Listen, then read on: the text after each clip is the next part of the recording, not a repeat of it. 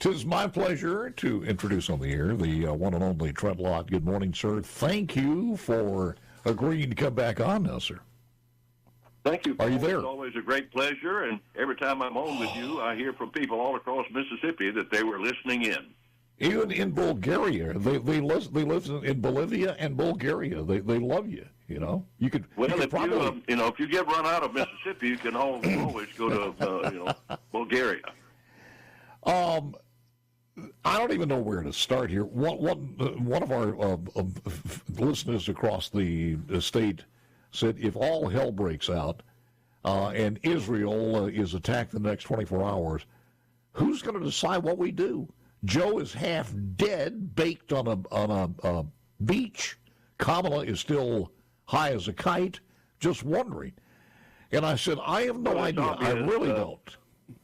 It's obvious that Vice President Harris wouldn't be involved because she's out on the campaign trail, and we worry very much about President Biden. But those decisions are being made for the most part by the upper echelon of the military, obviously, with involvement of the CIA, State Department, all of that.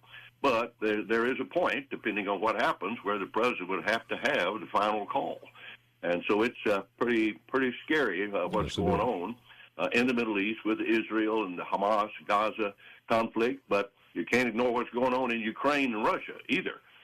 I asked my wife, getting ready to talk to you, Paul, what is the one word that you would use to describe where we are now politically in America and around the world? And she said, scary. Yep, it is. There, the other word there that shows you, it kind of paints a picture. There were in unusual times that we have never been in, certainly in our lifetime. And the word is surreal. Because in surreal things, it's a painting that you think you see something, but there's something else behind. And everything that we're listening to is not real. When they come up, just for instance, one of the things that they pushed, and apparently had some of their bloggers out there push, was this Trump loves the KKK and everything in this Carolina event that's been proven over and over hoax. They just keep coming back with this, hoping that they can at least get a few percentage of people to believe this. Yeah.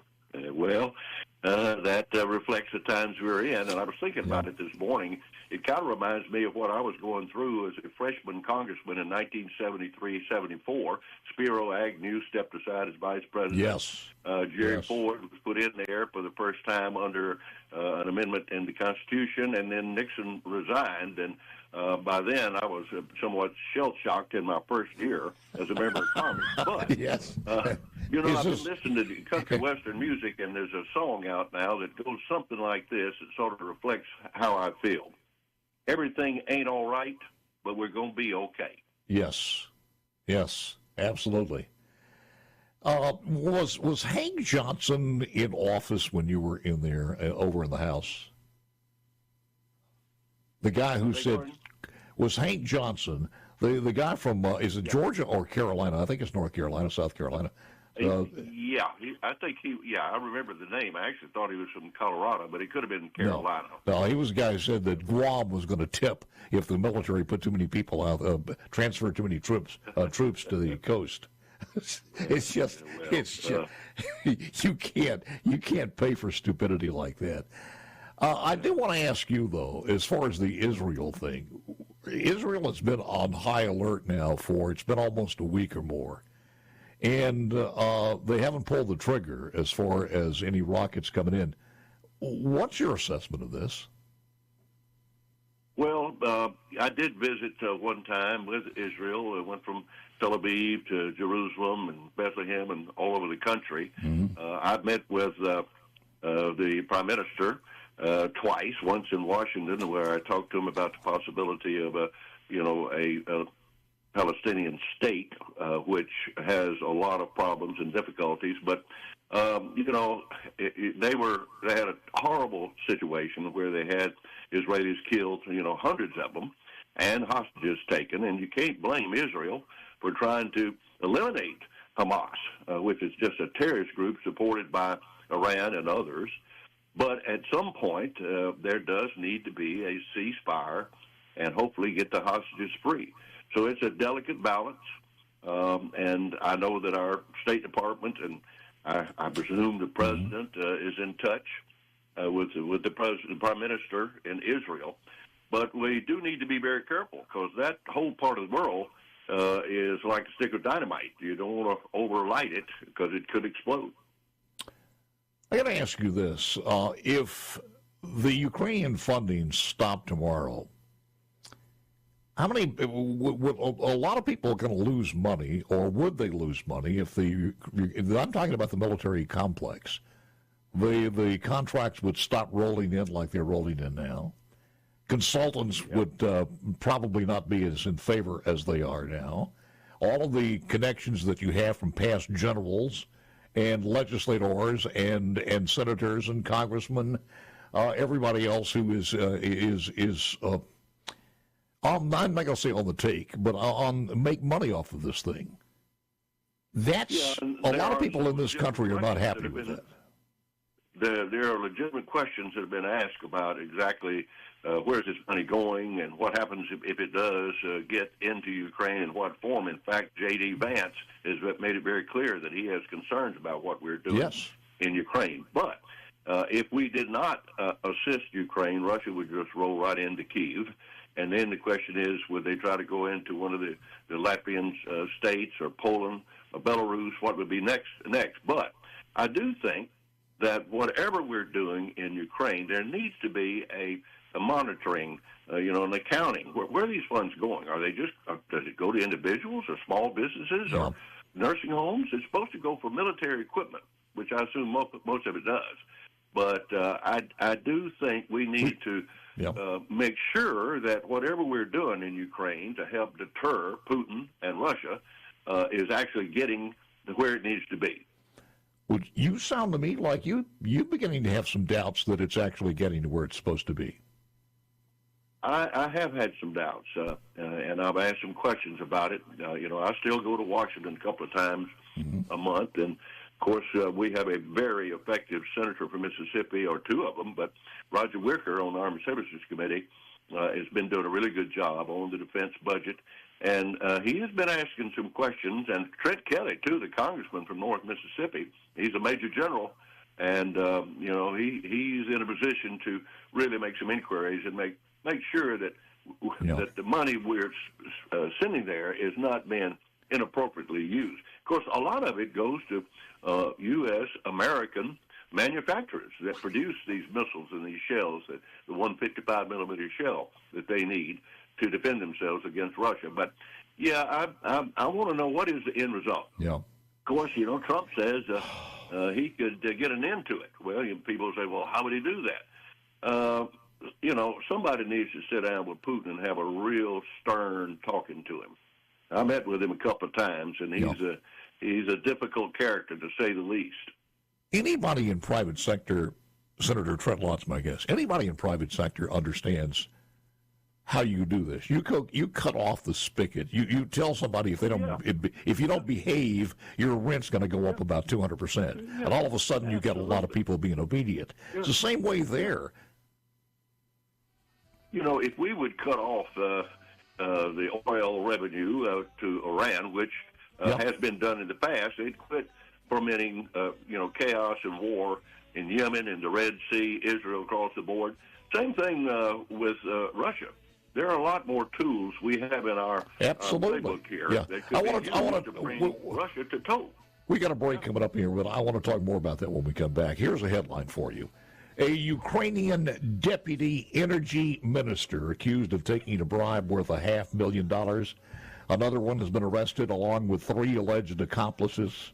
Ukraine's SBU security service said on Monday the minister took payments with the help of 3 alleged accomplices, millions of dollars, and they still are known as the most corrupt country on the face of planet Earth. And that upsets a lot of people. Back with more coming up next. Back with Senator Trent Lott, and let me do this one, talking about Zelensky. Congress passed 5 bills, and I know this is not current, it's probably more. We have appropriated $175 billion so far. We've written checks on the American credit card of $175 billion.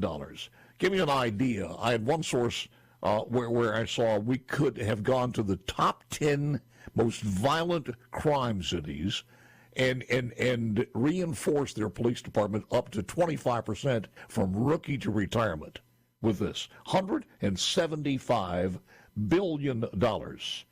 Now, that's not all in dollars. Some of it's in funds. And I think, Senator, you alluded to this. When an armament, rocket, bullet, shells, tanks, planes, missiles, convoy trucks, when anything leaves the American factory, an order goes out to the company that made that here's a new order, you build this, we will pay you through our contract, and you put it back, you replace this in your warehouse till the next order comes in. So it's, and by the way, every time a new order comes in, I'm sure if it's a missile or a plane or something like that, the cost is going to be higher than the one we sent over there.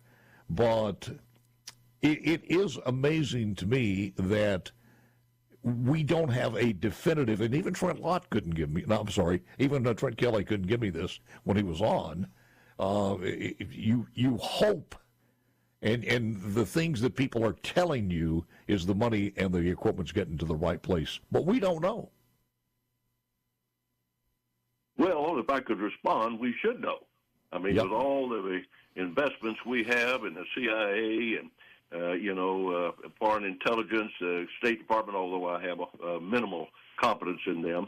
But going back to Ukraine itself, they have a long history of corruption in their government. There's no question about that. And you remember that Hunter Biden was on a oil and gas board, Burisma. That was an issue. So, it's not a pretty picture in Ukraine. On the other hand, you got to keep remembering that, what is Russia up to? Why are they so apoplectic, having thousands of Russians killed to take over Ukraine? Why? Well, of course, Ukraine used to be what was known as the breadbasket of the Soviet Union. Mm-hmm. They agriculturally, they raise a lot of wheat.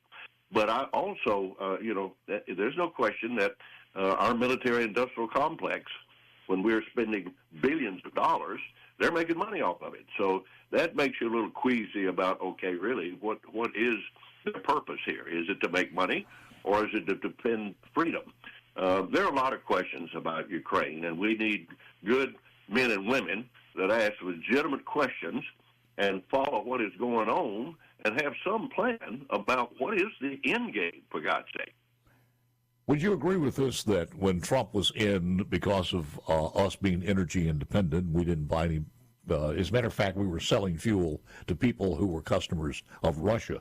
Russia was, they weren't bankrupt, but they were scratching for dollars because their energy supply, where they make, is my understanding, the vast majority of percentage of income that they make is through selling their fuel. Yes. We turn them. Yeah, go ahead. That's what Trump would do. Trump would go to Putin and lay the law down and say, basically, if you don't stop this war, we're going to cut off your oil and gas supply, or we're going to make sure you can't distribute it around the world. Same thing to Iran. We did have Iran in a stranglehold, and they were cutting back on their involvement all over the region. So you got to, when you got dictators like Putin, you've got to talk, or Xi for that matter, in China. First of all, you need to talk to them. That's one of the problems in Washington now. Nobody talks to anybody. The communication is just out the window. Relationships are almost non-existent now. And we need strong leaders, women and men, that will stand up with a plan. Tell the truth, American people, and also, as we say in Mississippi, put it down on the ground where the critters can get it. Talk very straight to Iran leadership and Russia about what they can't do, and take action to stop it. But number one, when Joe Biden got in there, he did absolutely the opposite. He placated these guys. He turned on their fuel supply and turned ours off. Yeah. While I got you on here, you're probably one of the very few people in the United States of America that could give me a good assessment now that Joe Biden's last embers are fading, your assessment of this guy and his impact on America, positive or negative, from day one when he came into the Senate as the youngest with more hair, too. What's your assessment of this guy? Well, I served with him in the Senate and did actually work with him on some criminal law reform, and he was the lead Democrat on the Iraq War resolution. He never was the sharpest knife in the drawer, so to speak, but there's no question that he has shown a marked decline. I don't know who's making the decisions at the White House. I just don't believe he's up to it. I guess right now he's on the beach in Delaware somewhere. And I know a few people over there in the White House. I talked to one of them just a couple of days ago about an issue I was concerned about. But it is really great concern about his capabilities. I mean, it was obvious in that debate. We finally saw what a lot of people have been seeing but tried to ignore. He's just, he's just not up to it, and that really worries me about. Hopefully we can get through the next 5 months and get somebody in there that really can get things done. But that's a pretty unpredictable reaction also. Let's just say that you find yourself as Trent Lott, the Secretary of Defense, in the Oval Office with the President, and the President asks you, your canvassing of the generals, are we winning as far as Ukraine is concerned? Are we holding steady? Don't give me a fake picture. What is it really like? And then tell me where we're going to be in 6 months or a year from now. What do you think that conversation would be? I'd have to write a dissertation to answer that. It's marginal in Ukraine. And it's delicate because now the Ukrainians have advanced into Russia. Now, the Ukrainians would say, well, they invaded us, so we have a right to strike back if they're firing at us from this location. One of the problems, of course, for years, the Ukrainians said, get us the F-16 aircraft. We didn't do it for, I guess, 2 years. But, I really would think that the president needs to have generals and secretaries that can sit down and give him a true assessment of where we are. And the question is, what is the end game? Tell me, generals, secretaries. Yeah. And I don't think that's happening. It really, I'm just afraid we're flying by the seat of our pants, not only in military affairs around the world, but with our economy, too. I mean, what Biden has done with the economy, the border, I have asked a lot of my Democrat friends, explain to me why you want the border to be open, to have all these illegal immigrants, some of them criminals, coming from all over the world. Why is it you really want that to happen? Yep. Eisenhower once said that any country that doesn't control its border cannot long exist. I can't see any benefits at all of as a matter of fact, it scares the hell out of me when they start talking about having Ukraine join NATO. It's almost like asking MS-13 to join the Rotary Club. I don't see any benefit at that at all, and it just it's crazy. But I mean, it's a very good point. What's the end game on this? You think Russia's going to ultimately surrender or pull back? No, but it's not going to happen. A strong leader would sit down with the powers that be. I'm not advocating this, but look, Crimea is gone. It's not going to be a part of Ukraine. Mm-hmm. There is an area in Ukraine called the Donbass area, maybe part of they're going to have to cede some land to give Russia some excuse to stop the attack. Yeah. Now, it's easy for me to say that, but I'm sure for the Ukrainians, they won't like that. But, Putin wants to recreate the Soviet Union. Yeah. And that can't happen. Well, then you've got the collective of people understanding he's overstepping into his boundaries. This is almost like going back to an old map. And the world has changed as far as us. We just got out of Afghanistan, and it seems like we're doing the same thing. But, man, it is a pleasure. Time flies. I promise you, and I hope you'll accept our next invitation, sir. Hey, look, it's a very difficult, scary time, but as I said, this is America. We will be okay. Thank you, sir.